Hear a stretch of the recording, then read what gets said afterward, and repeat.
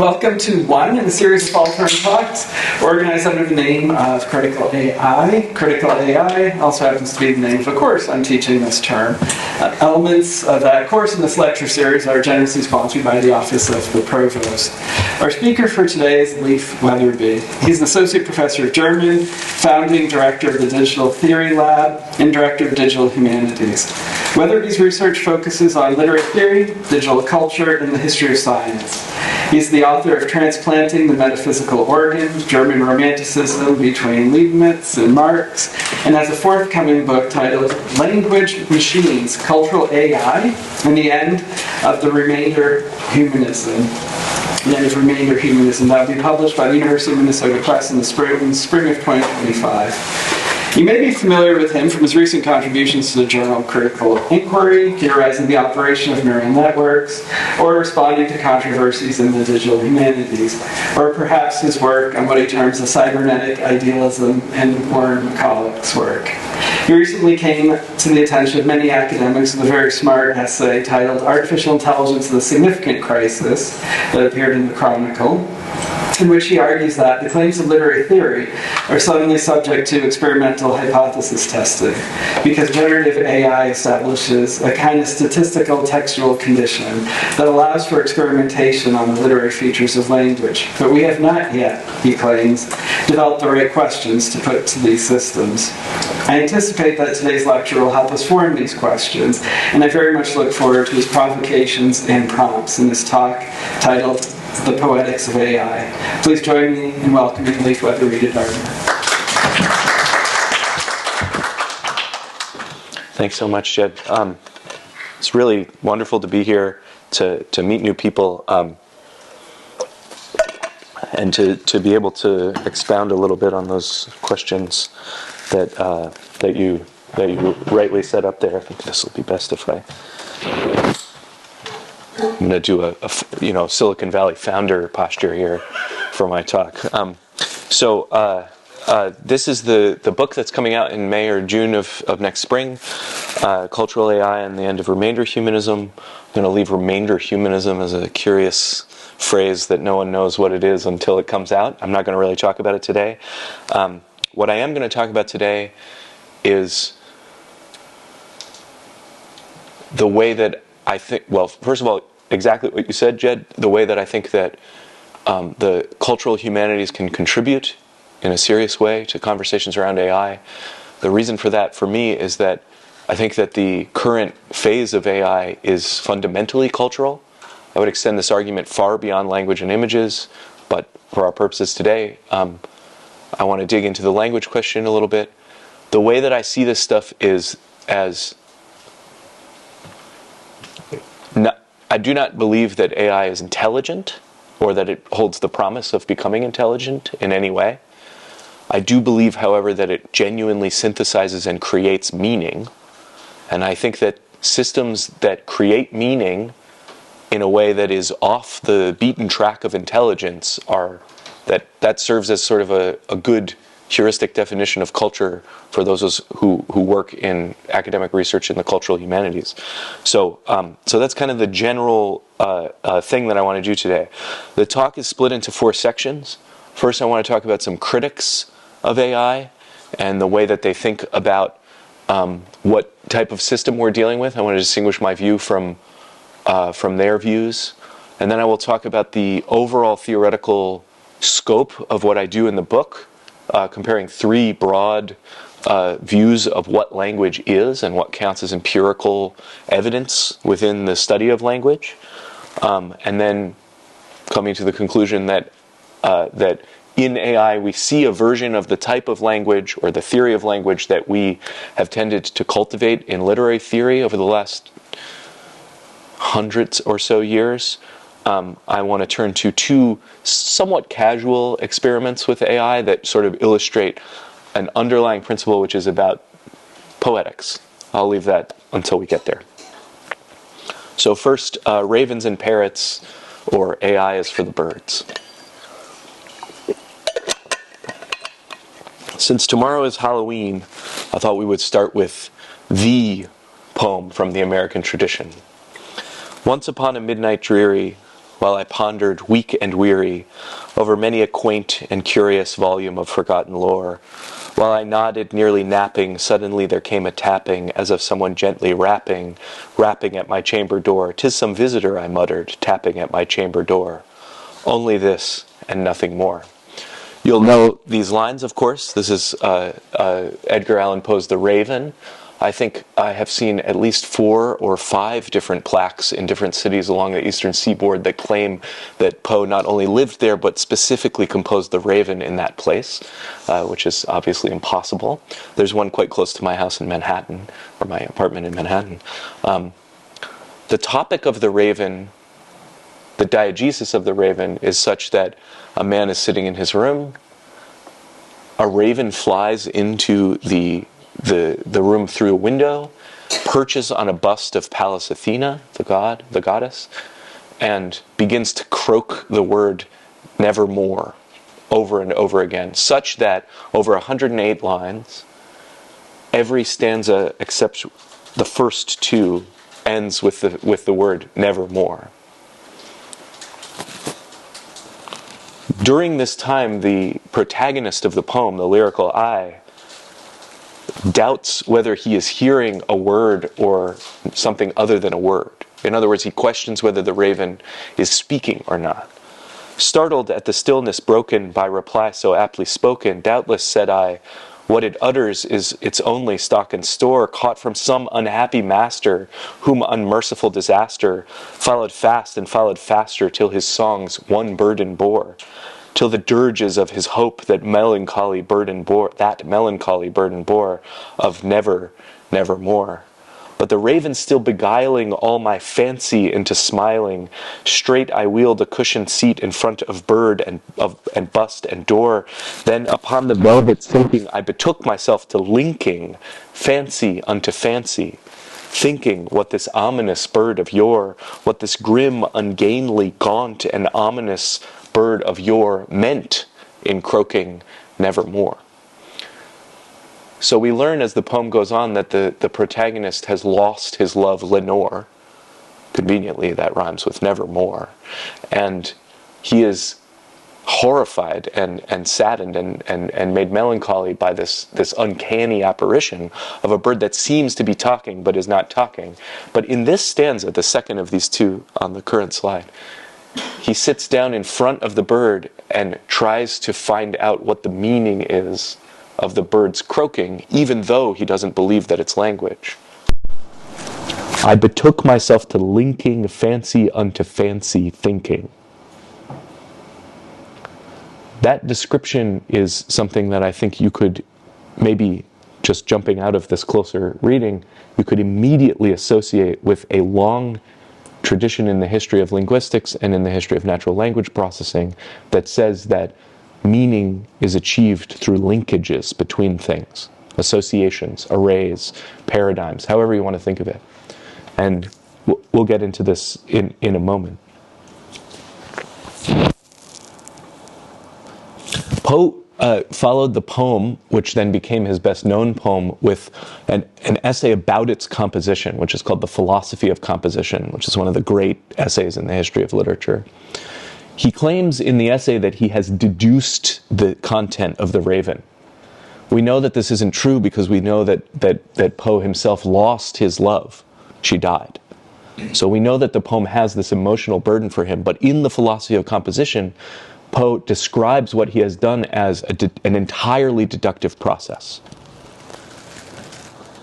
It is my design to render manifest that no one point in its composition is referable either to accident or intuition, that the work proceeded step by step to its completion with the precision and rigid consequence of a mathematical problem.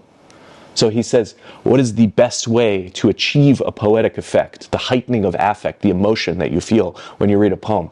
And he says, first let us look at the question of length. If the poem is too short, it will be a brief impression that will not stay with you. If a poem is too long, you may have to sit twice to read it. And in the interval between sitting, some other things will happen. You forgot something that day in your office. You witnessed a car accident, something like that, right? And it will interrupt the effect. So he says it has to be long enough and short enough, about 100 lines, 108 as it turns out in this case. And he goes on to deduce everything in the poem. The subject of death, the subject of the lost love in particular, the name Lenore, and even the sounds nevermore. And when he comes to the choice of the bird, he says, the next desideratum was a pretext for the continuous use of the one word nevermore. He has decided on the word nevermore. He says, how can I get this word nevermore into the text? In observing the difficulty which I had at once found in inventing a sufficiently plausible reason for the continuous repetition of this word, I did not fail to perceive that this difficulty arose solely from the pre-assumption that the word was to be continuously or monotonously spoken by a human being. Can you hear the irony here? Like, it's totally absurd to think that this is how you compose, right? I did not fail to perceive, in short, that the difficulty lay in the reconciliation of this monotony with the exercise of reason on the part of the creature repeating the word. Here, then, immediately arose the idea of a non-reasoning creature capable of speech, and very naturally a parrot, in the first instance, suggested itself, but was superseded forthwith by a raven, as equally capable of speech and infinitely more in keeping with the intended tone.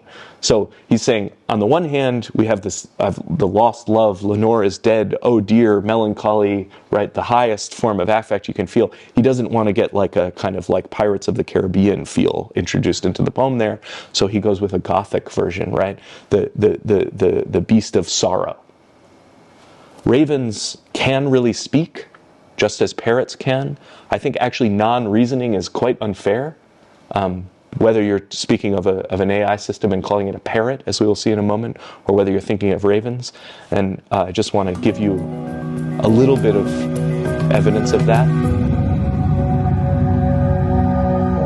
So ravens are excellent at mimicking sounds they hear. Mischief, can you say hello? Hello. Good bird. He does all sorts of voices. Can you say hi? Hi. Good job! And sometimes he hears people who have a cold. Good job, Mischief. Can you say hello? No. Hello. He's all excited. But, hi. Hi. Good boy. I was actually, until recently, unaware that ravens could do what parrots can do. I'm sure that's obvious to everyone else. But I discovered this, and I think I found this video, and I was thinking that this video is very beautiful for the following reason.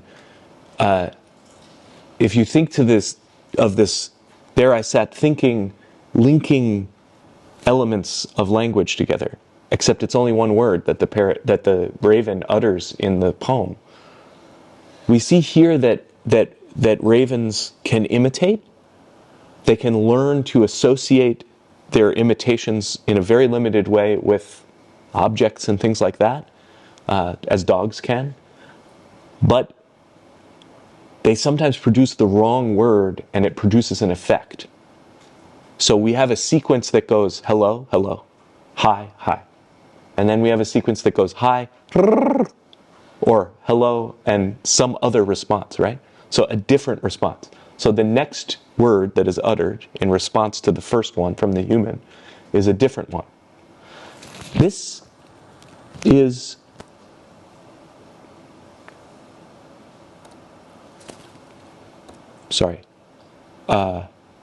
more or less the theory of the stochastic parrot, as it was articulated by a team at Google in the early days of large language models. 2020, something like that. Emily Bender, Timnit Gebru, and Margaret Mitchell, and Angelina McMillan-Major said that these large language models, which would come to underlie these chatbots that we're so familiar with now, ChatGPT and so on, they called them stochastic parrots. And the only place in their text in which they defined this was that they said, text generated by a language model is not grounded in communicative intent, or any model of the world, or any model of the reader's state of mind. It can't have been because the training data never included sharing thoughts with a listener, nor does the machine have the ability to do that. So what does the machine do, according to them? It takes a massive amount of text, it learns to parrot that text, it learns to mimic that text, and the only difference from an actual mimicry that is reproducing strings of the same text is randomness is inserted, stochastic processes are inserted. Now, many people have said, I think, that this is unfair to parrots and certainly unfair to ravens, if we think of it that way. But I think that there is a strong underestimation of what's going on here because of that difference, because of that minimal difference that is produced, which I hope you felt as well in the video.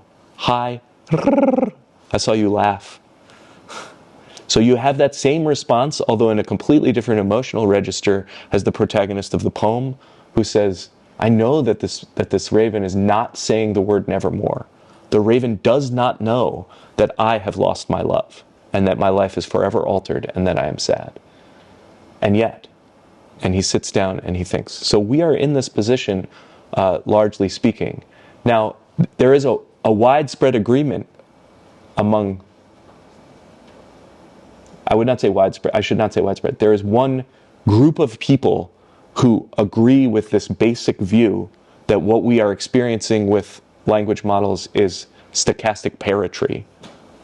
I think that the view, even if you wouldn't say it that way, of Yann LeCun, who is considered one of the founders of modern AI, is similar.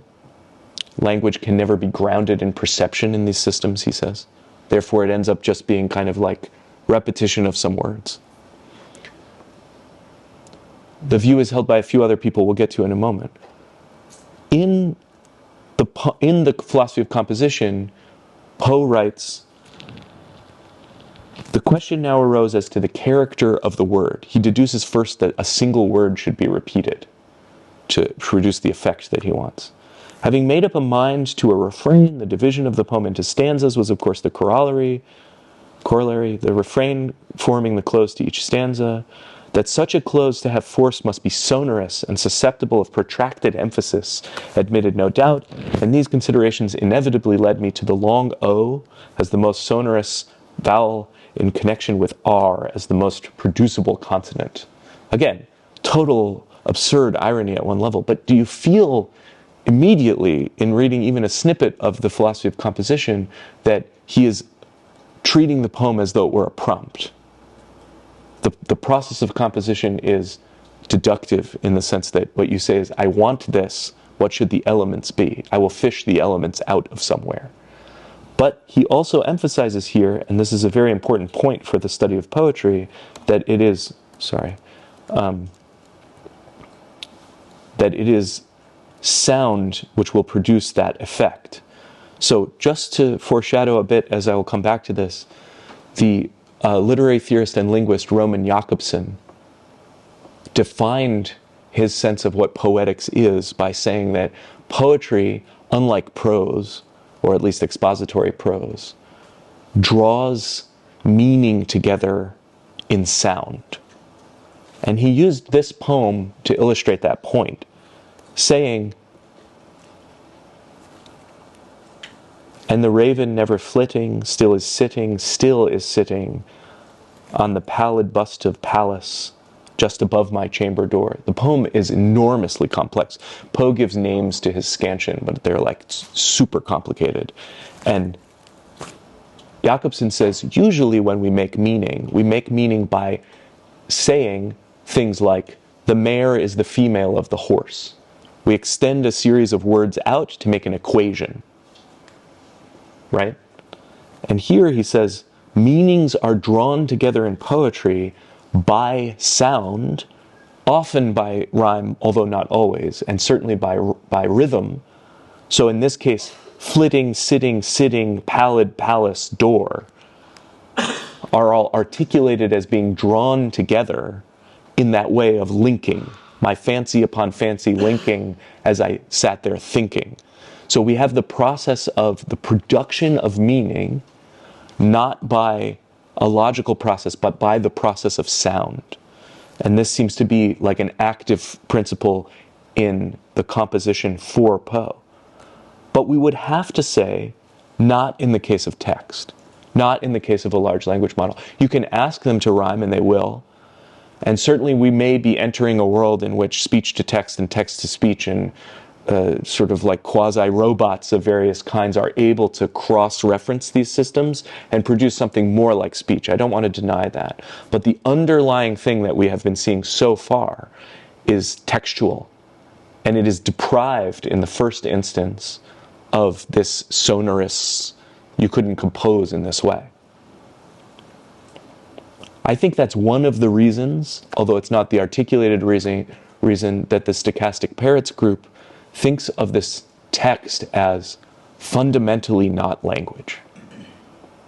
They think of it as deprived of any intention, deprived of any information about the mind or about the world, and they say that it is therefore synthetic. And they mean this in the sense of like chemistry, right? Synthetic as opposed to natural. I don't believe that this distinction holds any water. And that's what I want to kind of dig into as we go along here. Because I think that this distinction is, well, to put it this way, I think that the word synthetic, as opposed to natural in that meaning, the word artificial, if you want, derives from the domain of language. Language is the artificial. It is the first instance of the artificial for the human. It is the interface, if you want, between the artificial and the natural even. And there's a long tradition of thinking of language in this way that goes back to the Romantics. Darwin thought of language in this way. So I would like to discuss that as we go forward. So the example I just gave you is new. It's not from the book. It may end up in the book, but we'll see. I want to talk a little bit about different theories of language on this basis. In the book, as I have it, I compare three theories of language that get articulated around this axis and problem of the poetic features of language. I characterize them as the syntax view of language, the statistical view of language, and the structural view of language. The syntax view is most heavily associated with Noam Chomsky, perhaps the most important intellectual of our time, and certainly the most important living intellectual of our time, in my view. And there are many others in the school, but I think Steven Pinker is probably the next most famous of them.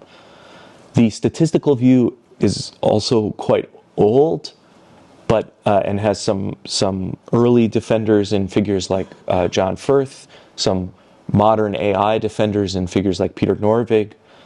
The view tends to come down to, I'm going to talk about this the least today, but the view tends to come down to this Firth's quip, "You shall know a word by the company it keeps." This is called the distributional hypothesis in language. It just says where a word occurs and how often it occurs is what makes up its meaning, more or less. And then the third view is one that I think that is called structuralism. There are two sorts of structuralism, actually, American and European. But by this, in this context, I mean the European version of structuralism. And that one I will describe a little bit more as we go forward. But structuralism, to which Jakobson belongs, is a view of language that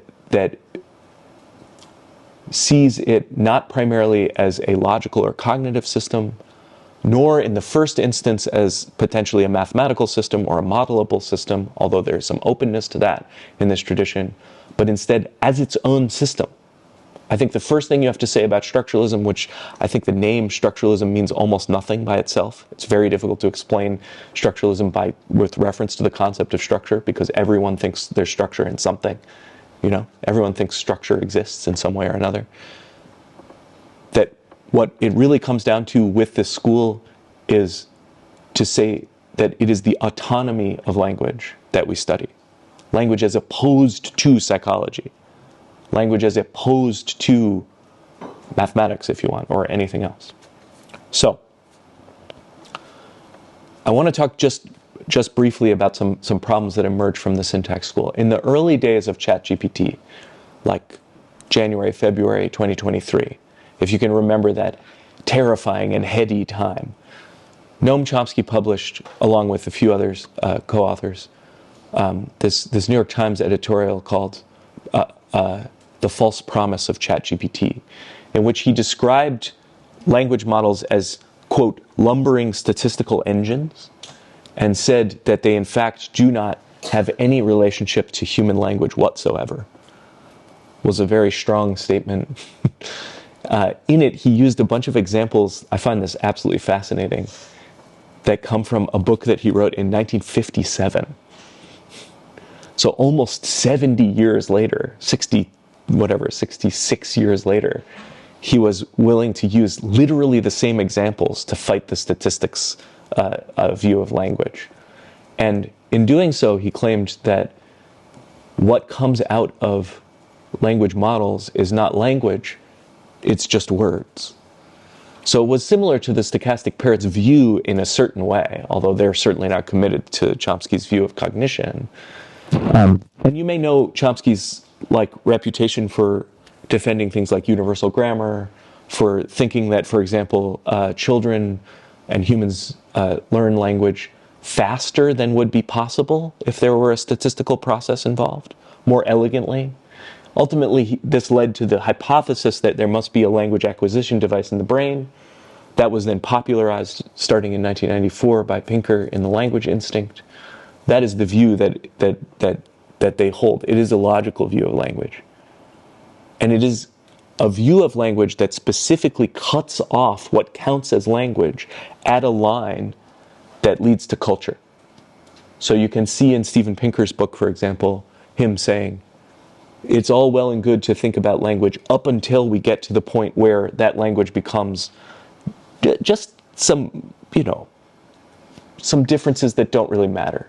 Some differences that would be different if you were Indian versus Bengali, or if you were American versus Mexican, or differences like that, like really trivial things, according to this school. The core of language is universal in that sense. There must be some universal thing to it. There's been a huge debate about this. It's unsettled, I think, although people have very strong opinions about it.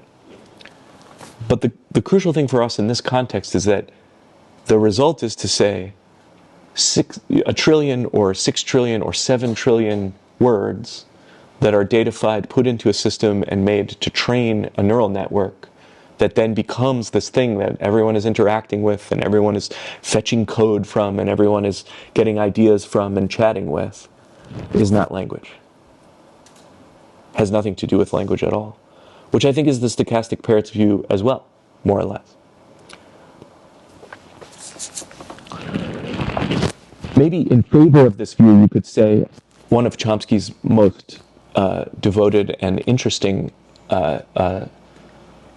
hangers-on is David Adger, who proposed in his book Language Unlimited a super interesting experiment. He says, I want to begin this book by asking you to make up a sentence. It should be more than a few words long. Make up one that, say, spans at least one line on a page. Now go to your favorite search engine and put in the sentence you've made up in inverted commas so that the quotation marks, so that the search engine looks for an exact match, and hit return.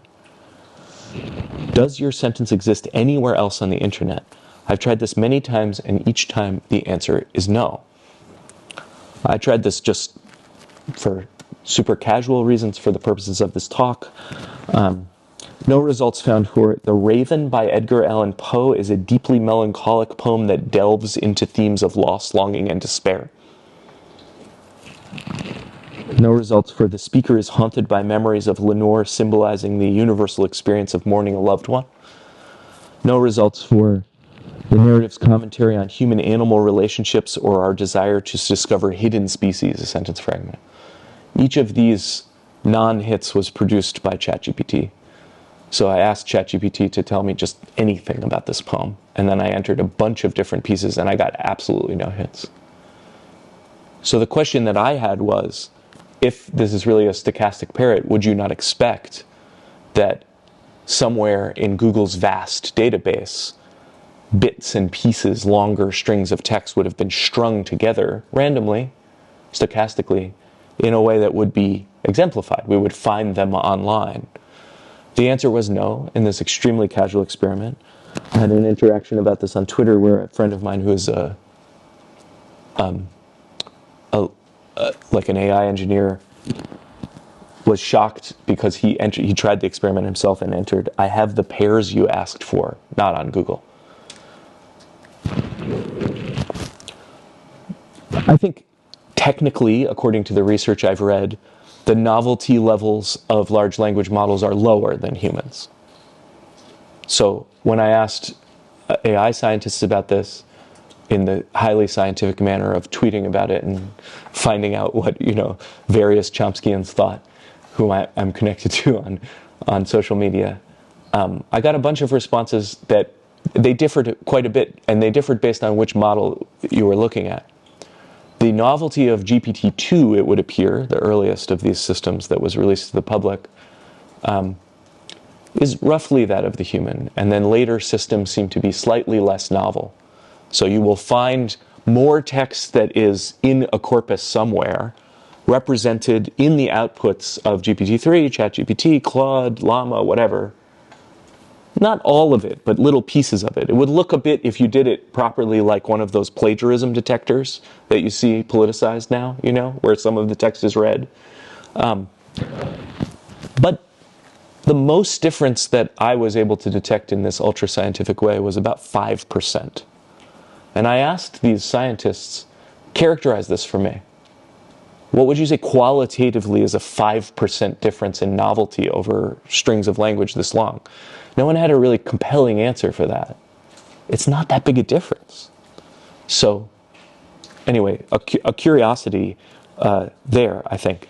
I just want to mention, I'm not going to delve into this at length, I just want to mention John Cayley's idea of writing to be found, which was recommended to me by someone in the audience, actually, recently, who has created poetry using a similar process, looking for sentences that are exemplified in Google, and then adding to them one word until no example is found, and then calling that a poem.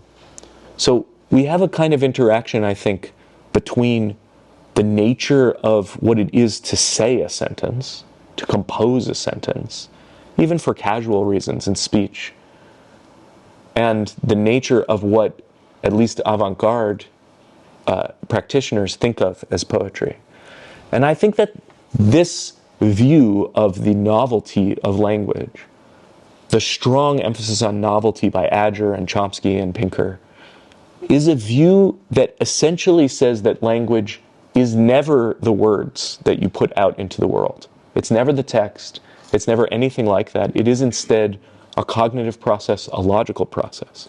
And this view is the opposite of the view that is held by the structuralists, because starting with Ferdinand de Saussure around 1900, the structuralists developed a view of language that, as I said before, was focused not on what language does when it seeks to represent something extra-linguistic, like the world, not reference, but instead what language is internally to itself. I don't want to dwell on the vast world of Saussurean structuralism, but I do want to say this. Saussure develops the idea of two orders within language, paradigms and syntagms, he calls them. A syntagm is a sequence of language that is put together in a fixed way. And a paradigm is an array and a set of associations within language between words that are not linked in a sequence. So a paradigm could be, for example, or, Lenore, nevermore, before, by sound, for example. When you link words together mentally, an example that's always used in structuralist talk is like, when I want to say a child, I can say any of a number of synonyms, child, youngster, tot, kid, right? That's an array or a paradigm. But a syntagm is a sequence, and it's a sequence that has a fixed framework. So we see these, like any sequence in language will ultimately be thought of as a syntagm. But I think meme culture in particular is given to thinking about this. I don't know why this one occurred to me, but the fixed phrase that Kenny Banya says in Seinfeld, "That's gold, Jerry, gold," it's a fixed phrase. You can't replace anything within it and still have the same reference, right? You couldn't say like, "Jerry, I find your insight excellent." That would be a paradigmatic way of treating this phrase, right? "That's gold, Jerry, gold." You have to say the gold twice or it doesn't work too, right? Recent one, very demure, very mindful. In sports, he's got that dog in him. The super interesting history of the intelligence phrase, "can neither confirm nor deny." Those are all fixed phrases. And they go against, in a way, their use goes against, in a way, this other view, the cognitive view of language, the Chomskyan view of language. So structuralists are interested in the extensive way in which language is sort of, one of them calls it a web of citations sometimes, right? Okay, whatever. Roman Jakobson. This is the most we're going to do with structuralism, and then we'll turn back to the language models. Jakobson thought that he could extend this basic framework from Saussure by characterizing the speech situation in general. And so he made this chart, which is actually based on some cybernetic thinking, and the chart is meant to show you exactly what is happening in any speech situation. You have an addresser, me, an addressee, all of you. You have a context, Dartmouth, talk, AI, whatever, the world. You have a message, the things that I am saying. The sum total of the message right now will be all of the words that I eventually have said within this hour. Contact, air, the microphone, the speakers, and the code, the language, English. Jakobson extended a bunch of functions within language and mapped them onto this situation. Some of them pre-exist him, saying, okay, we usually think of language as referential because anything that I say has to have some reference, right? I have to, whenever I say, if I say large language models are stochastic parrots, you think about something in the world, ChatGPT or whatever. But these other functions of language arise from the situation, and each one is attached to the way in which the message that is sent through the air relates to the other factors in the speech situation. So he refers to, for example, the famous theater director Stanislavski asking his actors to say "this evening" in 27 different emotional ways. And he says, in such an experiment, what you are doing is you are focusing the message on the addresser. It's an emotional difference that you're making. If what I say is a command, think about this right now. That is a conative function because it is focused on the addressee, you, and so on. Much has been made in the history of literary theory about the phatic function, which is the function that ensures that the channel is working. Is this thing on? Or on your cell phone? Can you hear me now? And then he comes to, I mentioned the other two before. Metalingual, mare is the female of the horse. What does it mean to pluck something is one of his examples. Plucking is flunking in a certain world, whatever. The final one, and the one that Jakobson really contributes to the history of linguistics and literary theory, is the poetic function. And he says about the poetic function that it is the set, and then he puts the word, the German word Einstellung, which means like stance, toward the message as such.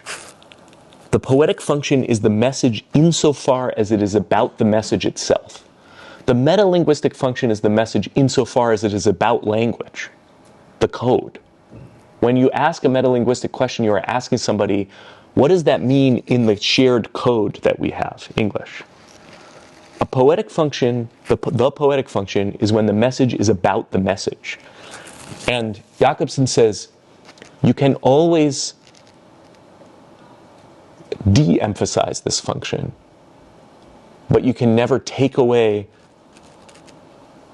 he says it in the words of the philosopher Charles Sanders Peirce, the clothing of the poetic function can never be completely stripped off. It can only be changed for something more diaphanous. So really, in a way, for Jakobson, the creation of meaning is essentially poetic. But what does that mean? Does that mean it's poetry? The answer to this is no. We see it most easily in poetry, because we see in poetry how meanings are drawn together that are not paradigmatically related. They're not metalinguistically related. There's no relationship between flitting and sitting at the level of their referential functions, right? But there is in a poem, in this poem. Words similar in sound are drawn together in meaning. Jakobson very famously analyzes Dwight Eisenhower's campaign slogan, "I like Ike," on this basis. And he comes to the conclusion that using the sound I, Ike, and its triple repetition, what we get is a kind of punning version of this that puts Ike, the object Dwight Eisenhower, in the middle of a hug in the word like. So we get essentially a kind of like a message that convinces you poetically that you like Ike. And I think this sort of thing you can see sort of running throughout advertising and political campaign slogan culture, sometimes by negation. You may remember this campaign slogan, didn't work. Maybe we could say it didn't work because it has no poetic value whatsoever. Jab. Anyway. This is one I give my students, so you'll forgive me, especially in the context, but the end of Goethe's Faust has a famous trochaic line, "Alles Vergängliche ist nur ein Gleichnis, anything transient is but a likeness." Same scansion. I think this phrase, "Make America Great Again," works poetically in this way. A few casual ones that I've just found over time. Bush did 9/11, hexameter. Facts don't care about your feelings.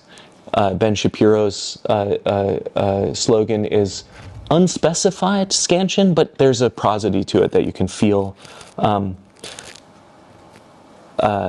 Jakobson points out that the phrase innocent bystander is two dactyls.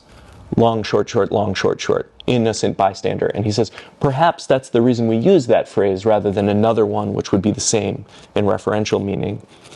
You can find dactyls all over the place in this way. They're often arranged in roughly hexameter.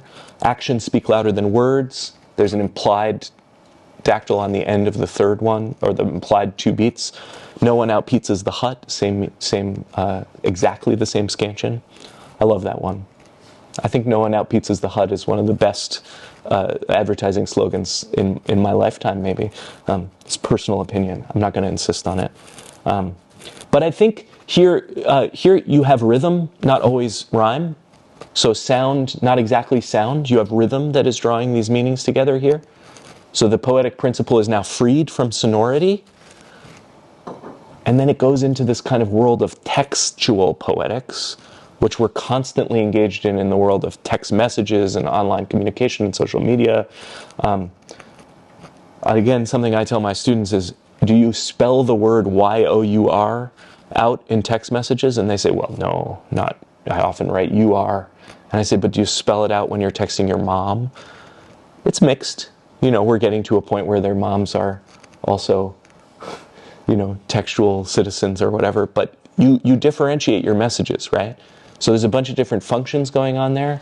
But something important is happening at this level of distinction. This level of distinction, which is definitely about speakers and addressees and so on, but has a principle where you're choosing something for one reason or another. Have you ever seen LOL spelled out in the way it is here? EL, new word, OH, new word, EL? I think that's a poetic principle type of thing. Did you have a question? Oh, okay. Oh, I'm sorry. I'm so sorry. Yeah. Okay. last thing is going to be these experiments, and I'll go through them as quickly as possible now. I see that we don't have all that much time. So back to poetry. When GPT-3 was released, in the appendix to the nearly 80-page paper, one of the impressive things, the idea of the GPT-3 paper was that language models learn a bunch of different tasks very quickly. And one of the things they asked the language model to do was to write a poem in the style of Wallace Stevens. This is like a Google paper. And this is one of the, it's in the appendix. There's a whole poetry section. There's an Ashbery poem in there too. And the poem generated this. This is the first example it generated. I must have shadows on the way. If I am to walk, I must have each step taken slowly and alone, to have it ready-made. And I must think in lines of gray, to have dim thoughts to be my guide. Must look on blue and green and never let my eye forget that color is my friend and purple must surround me too. I mean, my ChatGPT moment was much earlier than yours, probably, because when I read this poem, I just thought, uh-oh, this is pure Stevens. There's these internal rhymes. They're not consistent, but they're there. There's no obvious scansion. There's an obsession with color. The color is used to describe actions as well as scenes. I mean, this is a famous thing about Wallace Stevens, you know. He lived in Hartford his entire life, but his scenes are very Caribbean. So I asked Claude to sort of provide one. It's not as good, but it's also fine. You can see it there. So I started to think something essential is happening with respect to this poetics problem and large language models. So I decided that I would do this using one of these memified poems. This poem, I don't know if everyone is aware of this. This is just to say, maybe another one of the most famous poems in the American tradition, William Carlos Williams, extremely short, really violates the principle of 100 lines. A note allegedly left to his wife in the form of a poem. I have eaten the plums that were in the icebox and which you were probably saving for breakfast. Forgive me, they were delicious, so sweet and so cold. This has become a meme. You can do all kinds of different things with it. You can make it into well-known songs. I like this this Meadow one. This is just to say I retweeted the plums that were in the icebox tweet, that kind of a thing. Anyway, so I asked Claude, and I find for casual experimentation I prefer to use Claude over ChatGPT. It is a more interesting way of quote-unquote reasoning. To write a poem in a modernist style about plums. It sort of did an okay job, not too bad. And then I said, make it more in the style of William Carlos Williams. And what you notice when I ask this second prompt on the top right is that it uses the word icebox. And I thought, well, that makes sense. There's a repeated word, right? Comes from William Carlos Williams. And Claude will provide you with little explanations of why it does what it does automatically. But in this case, it didn't say anything about this. So I thought, okay, I'll ask. And I said, why did you put icebox in there? And Claude said, I included icebox as a nod to the simple everyday imagery that William Carlos Williams often used in his poems. Here you can see live the difference between cognitive function and language. You can ask this thing to explain why it did something, and it can't locate the fact that it reproduced a word that is ultra important in the text of modernist poetry. Icebox itself gathers around itself as a word an enormous cultural imaginary because of how important Williams is to modern poetry. But when it does that, the system can locate that importance. It's associating it literally in the prompt with William Carlos Williams, but it can't say that it's doing that. It can give no account of its symbolic activity, and yet it does this symbolic activity in a very impressive way. Similar experiment, there's this another, maybe one of the other most famous poems in the modernist tradition, Pounds in a Station of the Metro, originally a much longer poem, 37 lines or something. Pound goes through it with the red pen. It becomes the apparition of these faces in the crowd, petals on a wet black bough. Claude says, petals on a stale wave, heard unconscious orbs. Okay, so I asked for the same thing. It gave me the same thing. It gave me petals. And I said, why did you use petals? And it said, in this poem I used petals to represent the scrolling and swiping motions people make on their phone device screens in an evocative, natural imagery kind of way. Hi. Right? Like, but there, I would say a stochastic parrot, sure, if you want, but I am drawn to that metaphor. I cannot avoid the impression that something has been created there. Pound, of course, would never have seen anyone scrolling on a phone, but that is an evocative image, and there's nothing I can do about that. It has created a meaning that, for me, and maybe for you now, is meaningful in some way. A casual experiment. I want to do a little bit of slightly less casual experimentation. I want to say very quickly something technical about attention. In large language models all rely at the present moment on something called the attention mechanism. And the attention mechanism is essentially a way for language models to evaluate what is about what within sequences of text. So the way that this has developed, you've probably seen this diagram from Attention is All You Need from 2018 many times. It's not very explanatory on its own. What happens in a large language model effectively is that a message is tokenized, embedded, placed in as input into this thing called the attention mechanism, and then it is broken down into 3 separate vectors. And in those 3 separate vectors, each one is multiplied by random weights, and then a learning process occurs, and then a result is given. And that result is meant to sum up the attention that the model has paid to the, it's really hard to say exactly what. The attention that the model has paid to the internal relationships within the input sequence in the tokens, in the language. So one way of thinking about this would be just to say, I think I have a slide later, and which is often thought about is you could say like,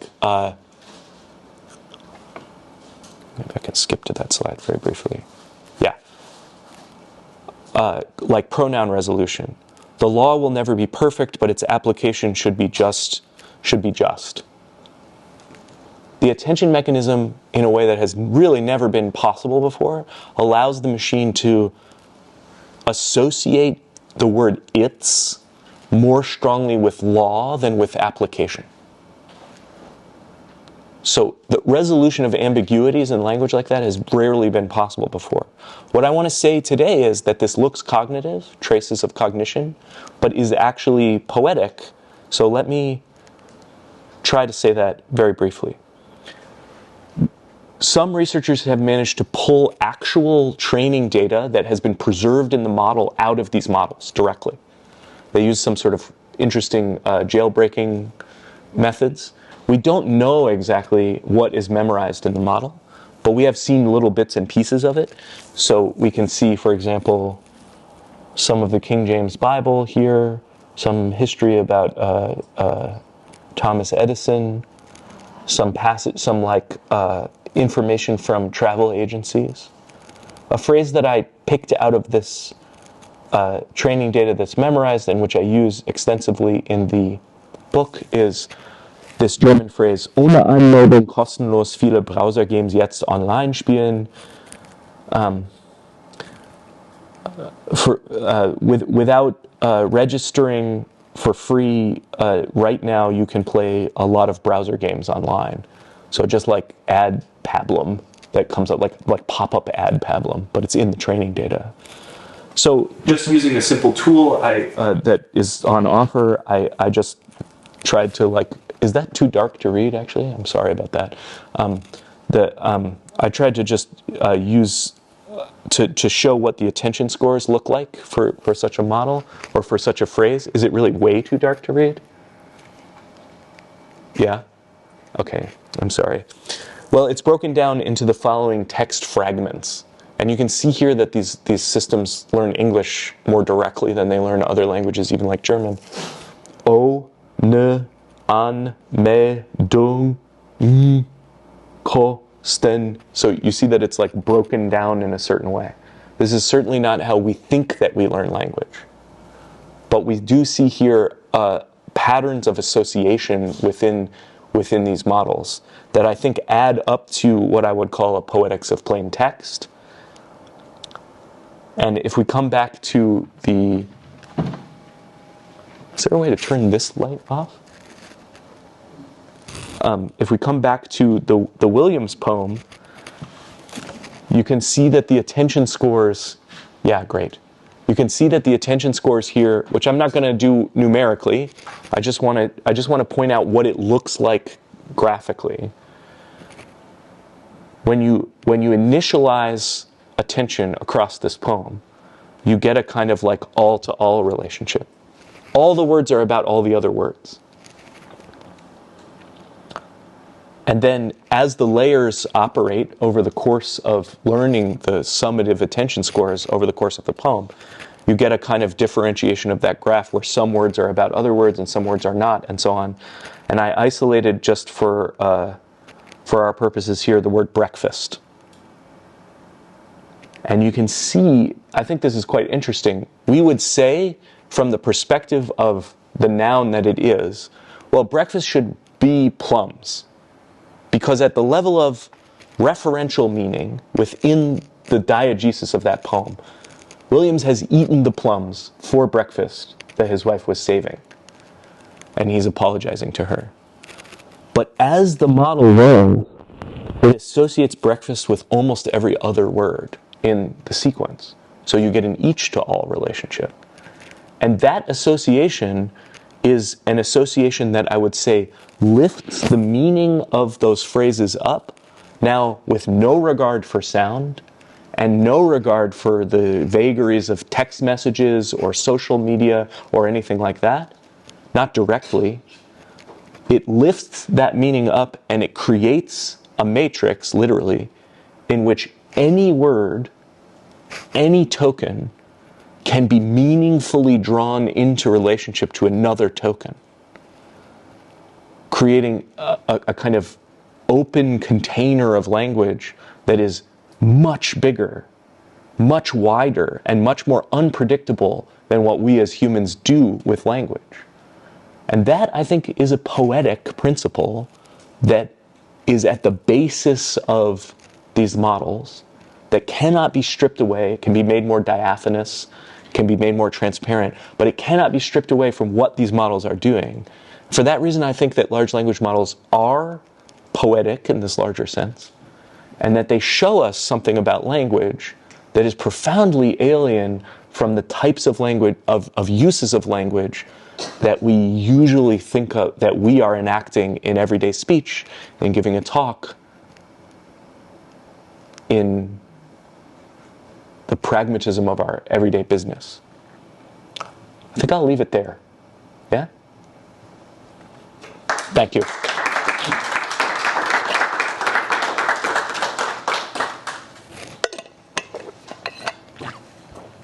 I'll let you field questions. Yeah, any questions? Any thoughts? Yes? It's when you were talking about slogans and like sketching, why is it you believe that dactyls is the most effective sketching technique? I don't know why dactyls seem to occur so often. I'm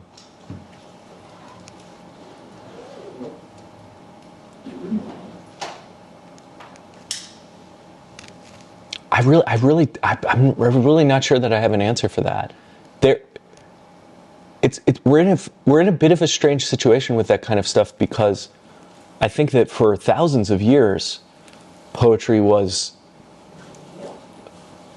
this scansion acted as a sort of container for poetic meaning and a memorization device in like less writing-based cultures than the one that we live in. And in that world, certain rhyme schemes and scansion devices were developed, hexameter, dactylic, trochaic, whatever, iambic, that seem to have very like, they have sort of like primitive effects on our brains. There's just a rhythm to that, you know? Like the equivalent question, it strikes me as like, why do we usually have music that's either in 4 or 3 time? You know, why not 5/8? We're stuck in those grooves somehow, you know. We're not entirely stuck in those grooves, and kind of the whole point that I'm making here is that I would say from what I know that these systems are not particularly good at producing scansion like in a precise way. They're getting better. It doesn't matter, but yeah. So I don't know. I think that sort of comes down to the question like, why is 3 so important for humans? And that's a mystical question. I don't have an answer for that at all. Yeah. Yeah. Thanks for the talk. Fantastic. You know, it seems as you're kind of working through the different registers of language that show up in these models, some of it has to do with the self-attention mechanisms and supervision and generally kind of pre-training to what's baked in. Yes. And yet some of the models and some of the ways of approaching these things also allow you to like elicit or coax something back out of the model, whether it's through like high-end prompting. But I had, as you were going through the work, I was thinking about the tunability of certain models and the idea that, you know, if you've got the right open source model, you can ask for more randomness or a little less randomness. You can kind of coax something out of it. I'm wondering if you've considered sort of that user side experience where that is at play, and if there's a poetic tuning that could be done for these kinds of things. Yeah. Yeah, so like the finished products have a lot in them that I'm not really addressing here. There's reinforcement learning with human feedback. There's this guidance systems and so on. But I think fine tuning or tuning in general is like a super interesting question there. My understanding is that there is like a temperature that produces fluid language. Typically, I've read in some places that it's like 0.8 because it's on a 0 to 1 scale. So if you tune it higher, what happens is that you get redundancy from the text, and then it really does repeat lots of things from the training data, and then that becomes very obvious. And if you tune it lower, you get gibberish, like much lower. I guess there's a history of in poetics and like kind of like textual poetics of thinking about lower temperature textual assemblies as being poetically meaningful. At the latest, that would begin with like Dada, right? Where you have like the attempts to create poetry out of some form of gibberish, although it's never really gibberish, you know? I think for my purposes, I'm most interested in when the language is fluid enough that it counts as not being poetry, if that makes sense.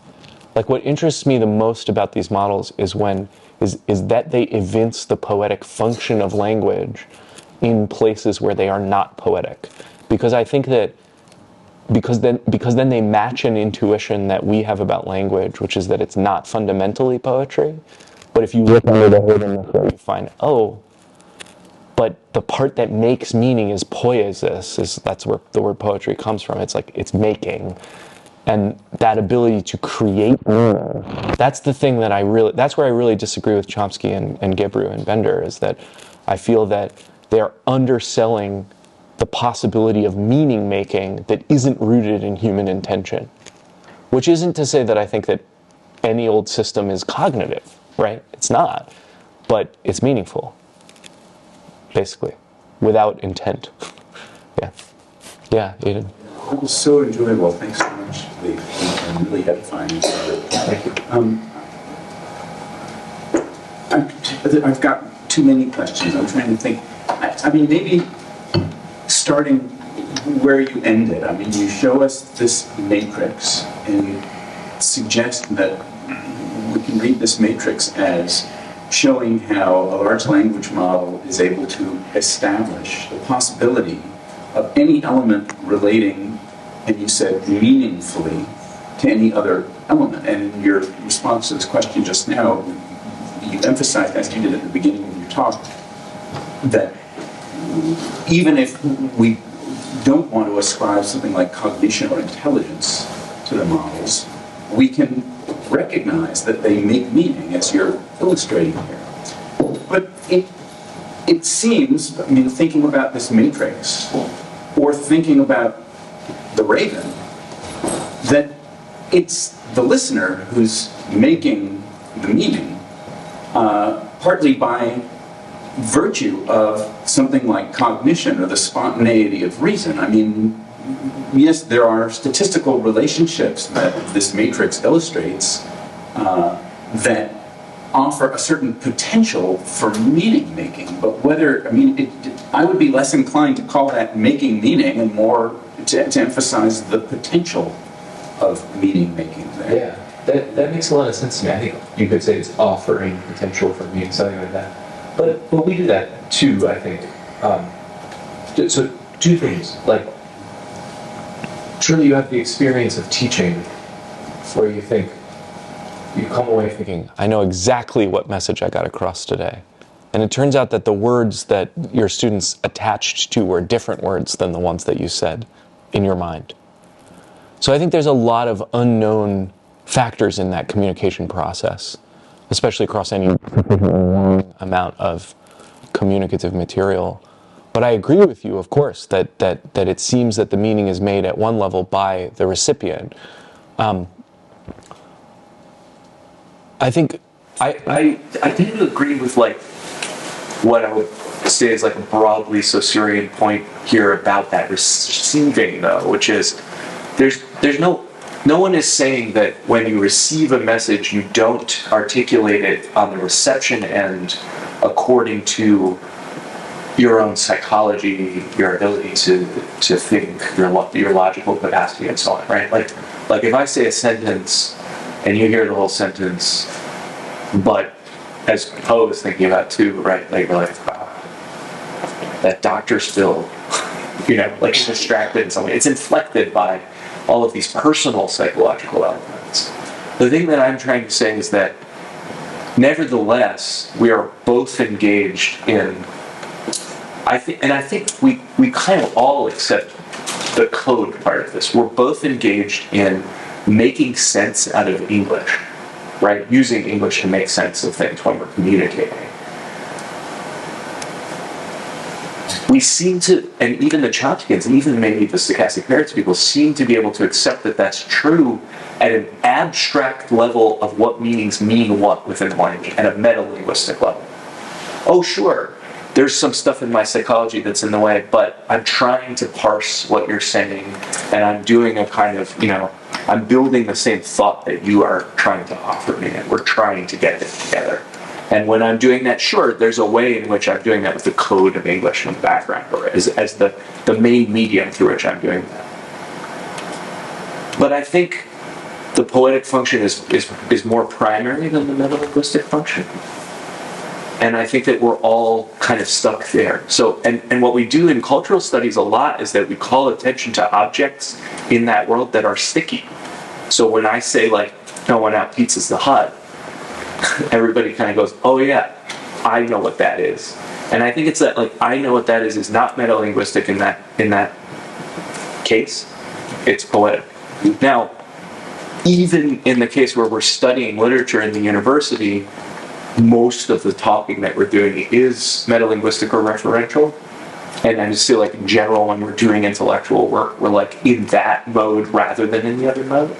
But I think it's still just like shot through with that stuff. And the extent to which meaning is entirely made up of poetics versus it also is made up by concepts.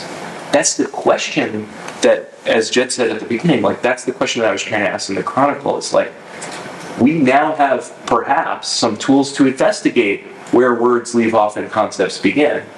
Precisely because, if you accept my reading of it, in general, big data functions are conceptual but significatory ways.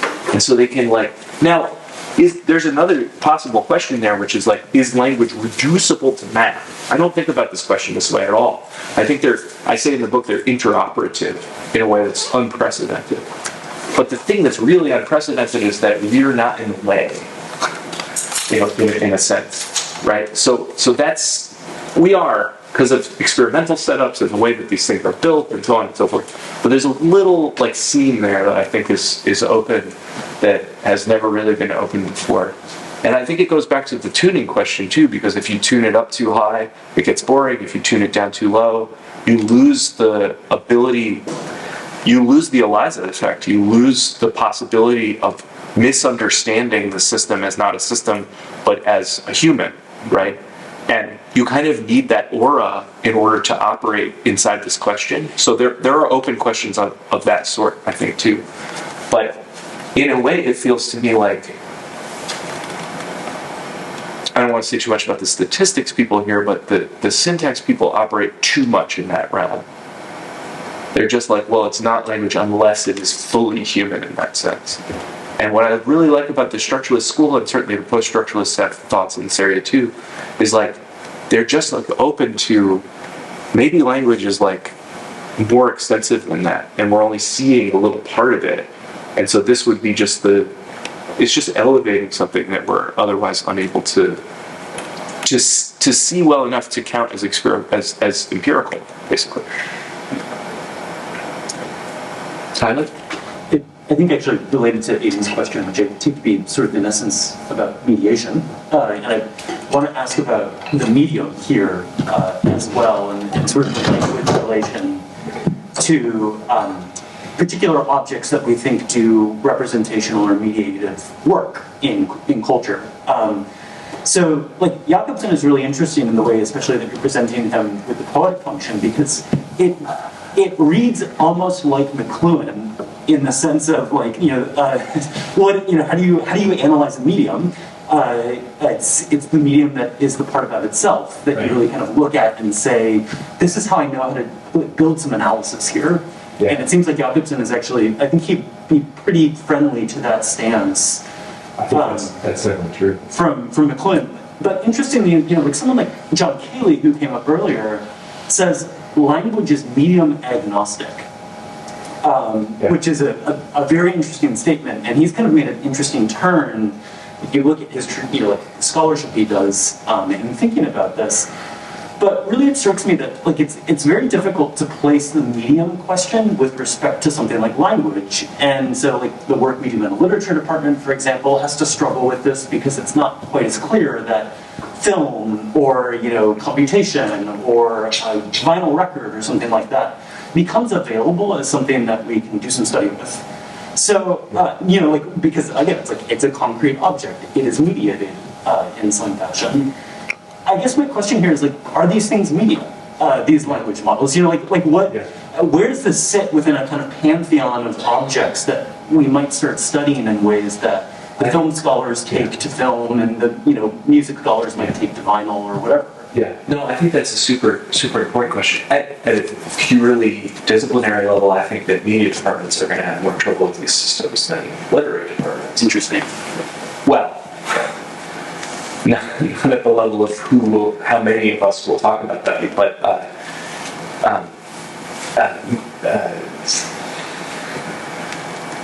because media departments come either from communications departments that were based in rhetoric earlier on, or like our post-McLuhan, like you're saying, kind of material technology studies departments, both of them have kind of a weird relationship with language. Neither of them wants anything to do with it. So I think that I would be surprised if you saw something like what I just did. Maybe what I just did is like super literary, but coming out of a media department for just the constitution of the disciplinary sense. Literary people, would have to pull their socks up a little bit in terms of that media stuff. But does it come down to it? I mean, there are a bunch of huge open questions about this. One of the earliest things I ever heard someone say about deep learning, which is this branch of AI that we're talking about, was a friend of mine who works at Google, and he said, these deep learning systems seem to be analog systems because they're based on a continuous, there's like a continuous space principle that they're exploiting. I don't think that's true, but I think there's like a wide open question about the relationship of digital systems to these systems. So symbolic AI and learning systems, they seem to occupy totally different worlds. And yet, unlike the earliest learning systems like perceptrons, there isn't really an analog principle that's used in these systems. I mean, there's a continuity principle, but that was inaccurate for him to say, because there's no analog machine involved, right? So we're actually in like a weird, there's definitely mediation going on, but no one can tell you exactly what the medium is. Wide open questions. Is the digital medium, is math a medium, is language a medium? On the question of medium specificity, I would say I think that's true about Jakobson in a broad way. I got a lot, I've heard critiques of it, but I got a lot from reading Lewis Mandan's giant book called Freedom, or The Free World. And he tells this story repeatedly of medium specificity without naming it that. So he says, you have a tonal system in the West in music that comes to an apex in like Wagner or whatever, and then in the early part of the 20th century, somebody objects to that and says, "Hey, why don't we break it down into all 12 tones that are used?" And that's Schoenberg. And then what happens around the 1950s, and this happens across a wide range of aesthetic practices, is that someone comes and says, why are we only doing tone? Music should be bigger than tone, and that's Cage. So Cage says like it's about sound in general, not just the tone that's being made by the musician, right? And the model for that is Clement Greenberg.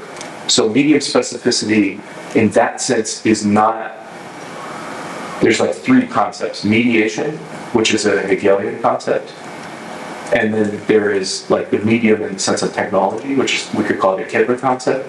And then the third one is the Greenberg concept of medium, where the medium is where the form of expression is specific to the material condition of its production, in which Greenberg says basically like painting is two dimensions.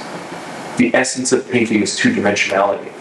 And I think Jakobson is doing something very similar to that here by saying the poetic function is language with all the other functions subtracted. But the issue is that if you make painting into two-dimensionality, then what you get are Rothko squares. But if you say this about language, you get mysticism. Because something is in there that just is there. It's like, it's not because of me, and it's not because of you, and it is because of all of us. It is a human artifact in some sense, or it's a human, conditioned brain thing, whatever, that's mixed with artifactuality, or however you want to put that. So I think that that's true about language, and I don't think it matches the concept of medium once you do the subtracting for that reason. But, and I'm not the expert on this at all, there are other people in my lab and elsewhere where I'm thinking about this. I think that's true about math, too.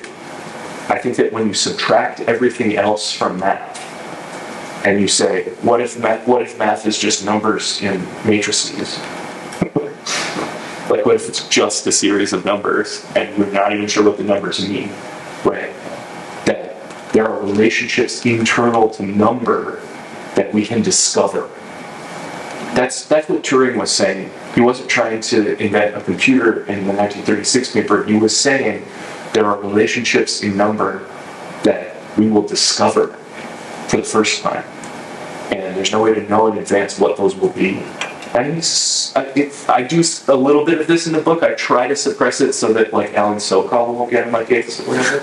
But like, I do think that putting math and language into like a direct relationship like this requires us to think about what a system that is strong enough to do arithmetic has as a systemic property in that like Gödel Turing lineage, and then what it would mean to say that a system is strong enough to be natural language. And you have a long history of thinking out of the Vienna School what an artificial language is. But what is a natural language in that systemic way? It's a tougher one to find precedence for, I think. And that's the challenge. For me, that's the challenge of these systems. And again, it's like, in some ways with the book, it's also like, I'm not trying to answer, this was an objection to the book in process. It's like, I'm not trying to answer, like, I don't really care what particular products will be put on the market here. I have some things about culture and the resulting, the writing and rhetoric and stuff like that, but the theoretical question seems much bigger to me. And I gotta say, it seems kind of unprecedented to me, because I just can't, I can think of like limited toy examples where language and math have interacted in this way, but never in a way where the one produced the other so comprehensive. Yes? Question, in the context of AI, is there any discussion around like having a mathematical formula for motivation, like what motivates us to do anything? So how does that relate to defining meaning and things? Because that's the context, that's the culture. So I don't know if that makes sense, but A mathematical form of like psychological motivation, like trying to express ourselves. For instance, we express ourselves because we're motivated to do something, or we're pulled in some way. But I think there are conversations of that sort, for sure. I'm trying to think. You could definitely see these systems being used rhetorically to motivate people, to produce rhetorical effects that will have effects on people, whatever. A kind of interesting one is a lot of social scientists are using these systems to simulate agents. That's the way they put it. And then to study the behavior of those agents kind of as though they were human agents. So you see increasingly stuff like, well, what if, I'm a pollster, I'm having trouble getting people to answer questions, so why don't I just create like a little mini agent world and see what the relationship is between support for Donald Trump and Kamala Harris in this totally simulated agent world. Nobody has done exactly that, but they have done even more fantastic things. Like recently there was a paper, it was in the opinion section, but it was in Science or Nature, and it said that you could create these fictional or these simulated agent worlds and societies, and then you could, like, for example, chat with a Viking